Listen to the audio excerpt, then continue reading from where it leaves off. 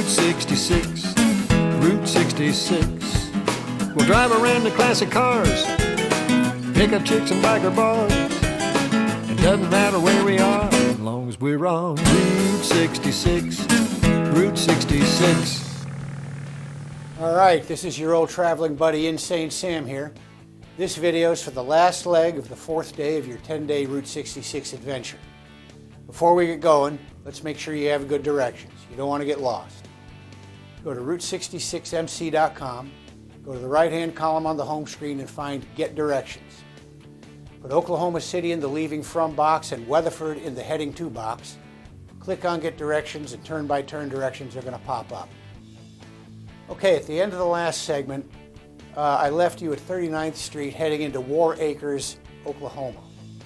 Warr Acres has Ann's Chicken Fry.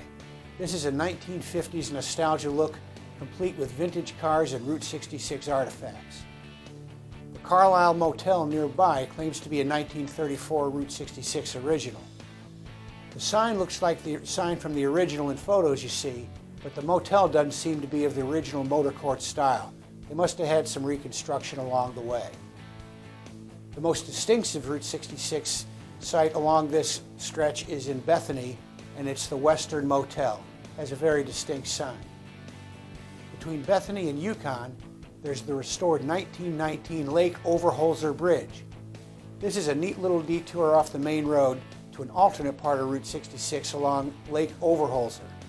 It's only a few minutes out of the way, and it's worth the ride. Just follow the signs and you'll get right back onto the main route. Bethany hosts the Bethany 66 Festival each May. The next town is Yukon, and it's Garth Brook's hometown, but he doesn't live there anymore. The big site is the brightly lit Yukon's Best Flour sign. The Horseshoe Bar on Main Street's a cool beer joint. It's been in operation since 1906. They have some vintage photos of Yukon, and they also have signed photos of Mickey Mantle, undefeated heavyweight boxing champion Rocky Marciano, and legendary Oklahoma football coach Barry Switzer. Yukon has several Chisholm Trail sites, including a Chisholm Trail wall mural and a Chisholm Trail historical marker. Yukon's also proud of its Yukon's Best Railroad Museum. Don't miss the restored World War II Douglas B-26 bomber at the VFW on Business 40 on the way into El Reno. El Reno hosts the Onion Burger Festival the first week every May. They cook a 750-pound onion burger that's served to the public as long as it lasts. You must have a big public. That's a lot of burger. Right outside of El Reno, you're going to find Fort Reno, which was established in 1875 to support the U.S. Army after a Cheyenne uprising in 1874. After the Indian Wars concluded, Fort Reno operated to protect the so-called 5 civilized Indian tribes. Those tribes are the Cherokee, Chickasaw, Choctaw, Creek, and Seminole Plains Indians tribes. The 9th Cavalry of Buffalo Soldiers was stationed there, and it was used as a prisoner of war camp during World War II. Some of the prisoners are buried there. It doesn't take long to go through this fort. If you get there outside of business hours, you can still edge your bike inside and look around. You just won't be able to get into any of the buildings. The next town is Calumet. It's a sleepy farming community with a few restaurants and markets. There's a bar there called Rumors that seems to open and close almost weekly, but when it's open, it's not too bad. Davidson's Saloon next door to Rumors is deader than Kelsey's Nuts. Johnny's Grill in Calumet is one of the main hangouts. You can smell the grease from your bike as you ride by. When you get to Geary, the landmark you used to see was the Diamond Supper Club sign. Last time I was there just a few weeks ago, it had been torn down. To see downtown Geary, go right instead of going left following my directions. There's an 1893 wooden jail that doesn't look very comfortable. For a cool side trip, go to the Route 66 party guide to find the site of Jesse Chisholm's grave. He's the guy who blazed the Chisholm Trail. He's also a different guy than John Chisholm, who is the New Mexico rancher. Between Geary and Hydro, you're going to pass over a thing called a pony bridge, which gets its nickname because of the structural spans that look like ponies that are galloping along. There are a lot of pony bridges around Route 66, but this is the longest at over 4,000 feet in length and with 38 pony spans. Hydro is the next town. To see Hydro, take a right at the stop sign at Hydro Junction. There's a small village there. The Hydro Barn downtown is a rustic joint that always looks closed, but it's really always open. The only bad thing is they only have beer. What is it with this beer-only joints in Oklahoma? Just past Hydro Junction, and just before you get to Weatherford, you're going to come by Lucille's. Everybody traveling on Oklahoma's Route 66 westward would have had to pass by Lucille's. It opened in 1929 as a gas station, and in 1934 a motor court and a cafe were added. Lucille Hammond and her husband bought it in 1941 and changed the name to Hammond Court. But times were tough.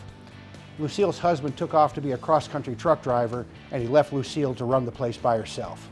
Lucille's is always just the nicest woman that you could envision, and she enjoyed it because she was the mother of the mother road.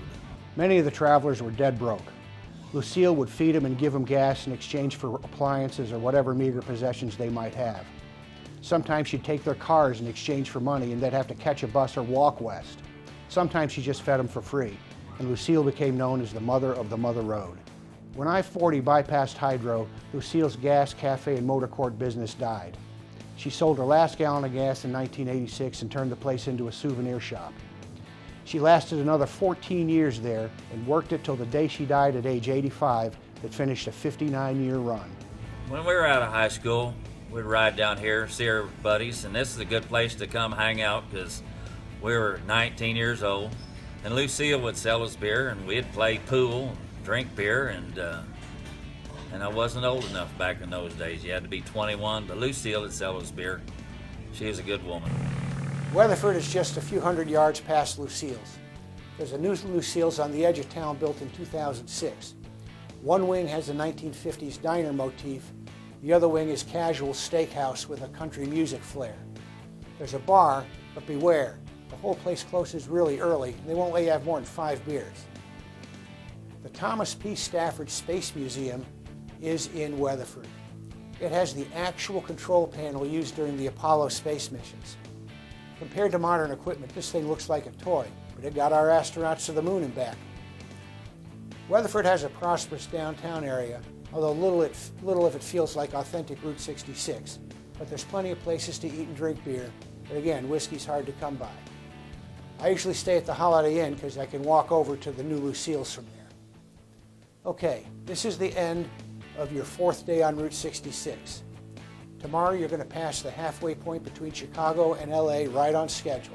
Before you go to the next video, hit the subscriber button. You'll get notifications of when I post new videos and other information you might otherwise miss. Also, if you leave your comments on this video, I'll read them and do my best to personally respond. Insane Sam out. Tomorrow you're at your halfway point.